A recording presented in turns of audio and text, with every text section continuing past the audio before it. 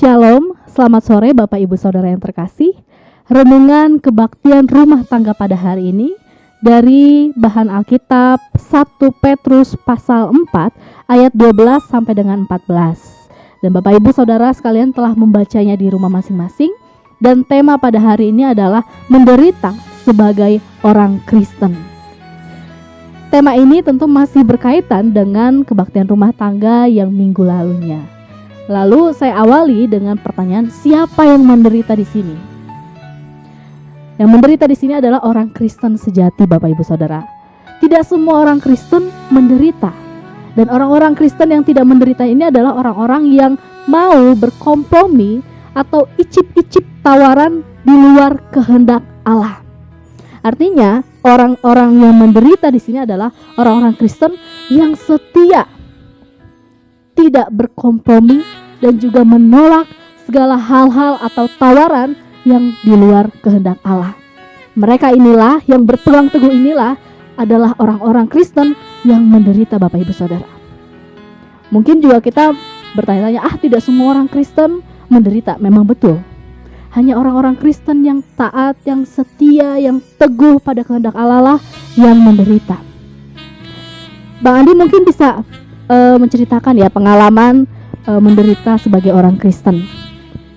Ya, saya pikir mungkin kebanyakan dari kita juga pernah mengalami hal-hal yang berkaitan dengan pertanyaan KL barusan ya, pernah menderita sebagai orang Kristen.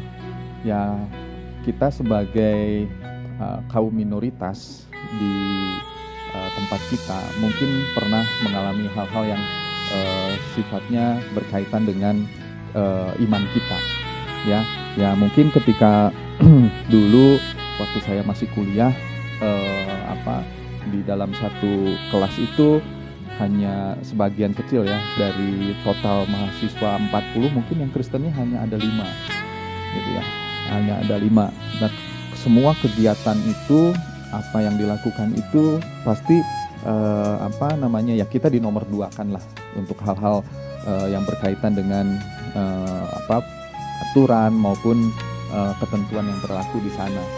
Nah, memang sebagai orang Kristen ya bukan hanya menderita secara lahiriah ya, atau kalau kita bukan fisik sih sebetulnya ya, bukan fisik penderitaannya, tetapi lebih kepada batin, betul sekali ya. Jadi akhirnya kita merasa dikucilkan ya, seperti itu. Tetapi melalui melalui penderitaan ini justru saya dikuatkan gitu untuk tadi yang KL mengatakan orang Kristen yang setia itu ya bertahan sampai akhir gitu ya. Nah, buahnya apa ya? Buahnya adalah keberhasilan gitu dari proses yang dilakukan di dalam proses perkuliahan itu misalnya. Nah, seperti itu. Nah, itu mungkin di dalam bentuk perkuliahan ya. Nah, di dalam dunia kerja lain lagi gitu ya. Kalau kita di dalam dunia kerja ya pengalamannya mungkin ya beberapa kali melamar pekerjaan ke perusahaan-perusahaan tertentu gitu, mereka melihat ya kurikulum kita kemudian ya itu menjadi pertimbangan dari sebuah perusahaan untuk menentukan pilihannya. Nah, seperti itu. Nah, mungkin hal-hal ini juga yang akan terjadi ke depannya akan seperti itu juga gitu. Nah, disinilah mungkin tadi yang KL sampaikan bahwa kalau kita bisa setia gitu, tidak icip-icip gitu, maka akan ada hasilnya nanti. Itu sih mungkin pengalaman. Iya. Dan orang yang setia tadi itu akan merasakan yang disebut di bacaan kita pada hari ini, nyala api siksaan. Ini apa maksudnya ada nyala api siksaan? Bapak Ibu Saudara bisa melihat di pasal 1 ayat 7, itu dikatakan bahwa maksud semuanya itu ialah untuk membuktikan kemurnian imanmu yang jauh lebih tinggi nilainya daripada emas yang fana yang diuji kemurniannya dengan api. Sama seperti emas yang semakin murni kalau dia dipertemukan dengan api gitu, begitu juga dengan iman kita. Iman kita akan semakin murni kalau kita berhadapan dengan nyala api siksaan, atau bisa kita sebut sebagai hebatnya penderitaan tadi ya Bang Andi ya. Ditempa ya. Ditempa, betul sekali. Ditempa artinya di sini nyala api itu adalah ujian untuk kita, ujian untuk iman kita sebagai orang Kristen. Ini Bang Andi pasti sering ya membuat ujian buat mahasiswa begitu ya. Iya. Bisa jelaskan Bang Andi? Iya. Jadi kalau bicara tentang ujian tadi KL juga menjelaskan bagaimana kita itu ditempa gitu kan supaya semakin kuat. Nah, proses yang kita kita lakukan dalam perjalanan kehidupan kita ini juga sama, tadi dikatakan bahwa ujian. Nah, ujian itu kan ada hasil akhir. Ya, ada hasil akhir. Nah, sebelum mencapai ke hasil akhir, kita kan harus belajar ya untuk mendapatkan hasil akhir yang baik ya. Nah, proses belajarnya ini membutuhkan waktu yang tidak singkat. Makanya kadang-kadang kan banyak anak-anak bilang sistem SKS ya, sistem kebut semalam. Ya. Nah, dengan sistem kebut semalam itu yakin nggak ujian kita bakal lulus? Ya, itu belum tentu ya, dan jarang sekali mungkin yang mengandalkan sistem SKS kemudian ujiannya lulus. Makanya perlu tadi ditempa. Proses ujian itu panjang sekali ya. Kalau dalam proses perkuliahan ada 7 kali perkuliahan, kemudian ujian, 7 kali perkuliahan, ujian akhir. Disitulah ujian-ujian itu ya ditempa, sehingga akhirnya pada ujian akhir kita bisa mendapatkan nilai A. Itu yang artinya kelulusan ya dari tempaan-tempaan tadi. Iya, dan ini menarik sekali Bapak Ibu Saudara yang terkasih. Tadi ada disebutkan sama Bang Andi SKS gitu ya. Apakah kita Kristennya adalah Kristen SKS gitu, atau kita Kristen yang mau berproses di dalam tadi gitu ya, nyala api tadi, di dalam ujian tadi, sehingga kita bisa mengukur iman kita. Dari hasil itulah kita bisa mengukur iman kita. Apakah kita cukup fight, kita cukup tangguh di dalam iman kita, atau kita tadi menganggap bahwa ujian-ujian itu adalah hal yang sepele, sehingga kita membuat standar pada ibadah kita SKS tadi gitu ya. Nah, di dalam ujian itu, di dalam proses tadi itu Bapak Ibu Saudara, ada satu hal yang harus kita tanamkan dalam diri kita.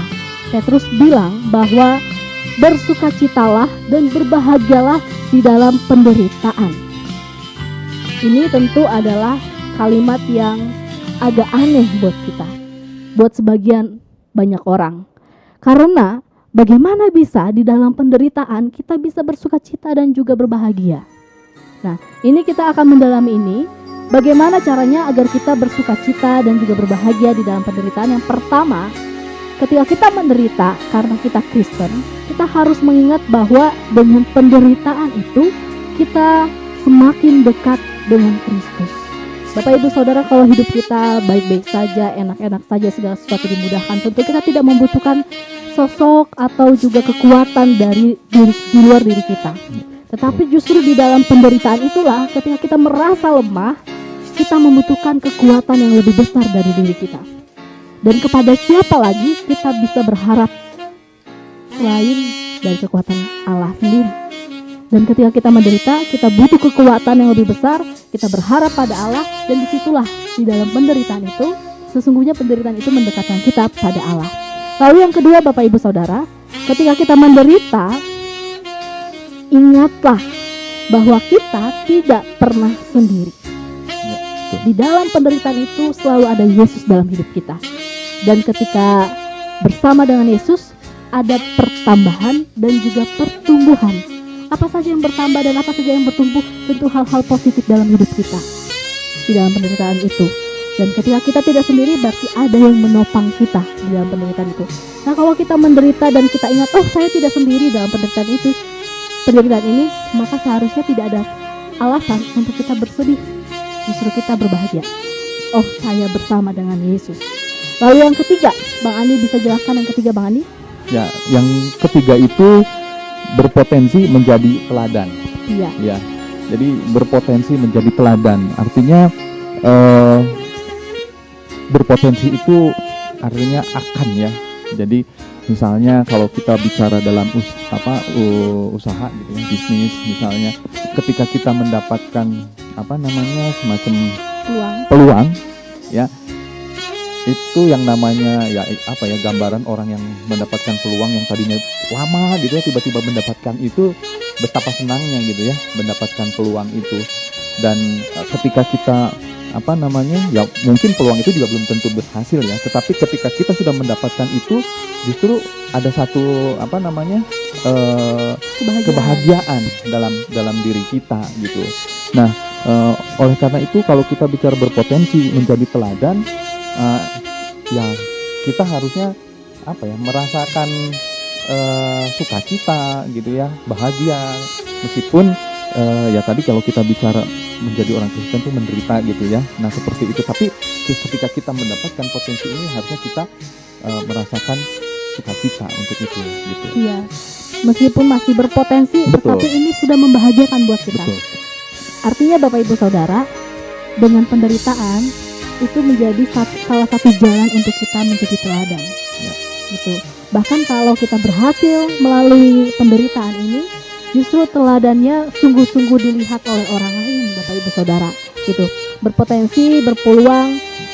Ini kita sebut sebagai berpotensi dan berpeluang karena sifatnya belum pasti. Ya, karena betul. ini tergantung dari kita. Betul. Apakah kita bisa melewati penderitaan itu dengan baik, sesuai dengan kehendak Allah, atau kita malah tenggelam di dalam penderitaan itu. Ya. Nah, kalau orang Kristen tenggelam di dalam penderitaan itu, maka dia akan sulit untuk menjadi teladan.